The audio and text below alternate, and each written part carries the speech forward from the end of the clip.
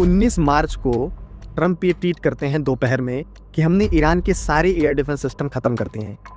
अब हम ईरान की स्काई को डोमिनेट करेंगे, प्रैक्टिकली जहां हमें मन करेगा वहां बॉम्बिंग करेंगे। ठीक उसी दिन शाम को ईरान यूएस का एक फाइटर जेट हिट कर देता है।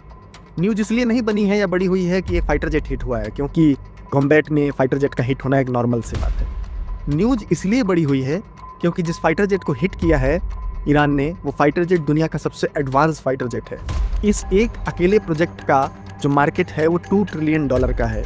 इंडिया की जो जीडीपी है वो $4 ट्रिलियन की है। तो आप इससे इमेजिन कर सकते हैं कितना एडवांस फाइटर जेट होगा।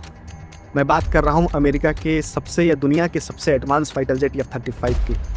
इसको घोस्ट फाइटर जेट भी बोला जाता है क्योंकि ये रडार में दिखता ही नहीं है। रडार से आने वाले जो सिग्नल्स हैं उसको एब्जॉर्ब कर लेता है, क्योंकि इसके सरफेस के ऊपर रडार एब्जॉर्बेंट मटेरियल्स लगाए गए होते हैं, जिसकी वजह से ये रडार को नहीं दिखता है। लेकिन इसके अंदर एक रडार वार्निंग सिस्टम लगा है जिसके थ्रू ये रडार को देख सकता है।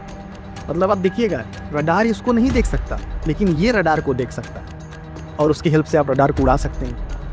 इससे भी बड़ा चीज़ ये है कि जो ईरानियंस ने जिस वेपन का इस्तेमाल करा है इसको हिट करने के लिए, वो बड़ा अमेजिंग फैक्टर है। ईरानियंस ने सोवियत एरा का बना हुआ एक वेपन है स्वेंटीज का, जिसको बोलते हैं infrared search and track.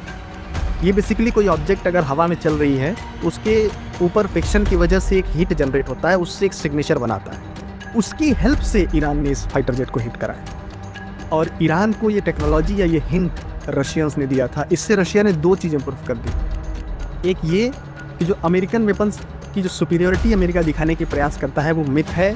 F-35 जैसे एडवांस फाइटर जेट को भी डिटेक्ट किया जा सकता है। दूसरा, रशिया ने पूरी दुनिया को ये बता दिया कि रशियंस से अमेरिकन्स एक्चुअली में क्यों डरते हैं। यही रीज़न है कि आज भी अमेरिकन्स ऑब्सेस्ड है रशियंस को लेकर, क्योंकि रशियंस वेपन के सिस्टम में अमेरिका की कंपटीशन में वही एक ऐसी कंट्री है जो खड़ी होती है।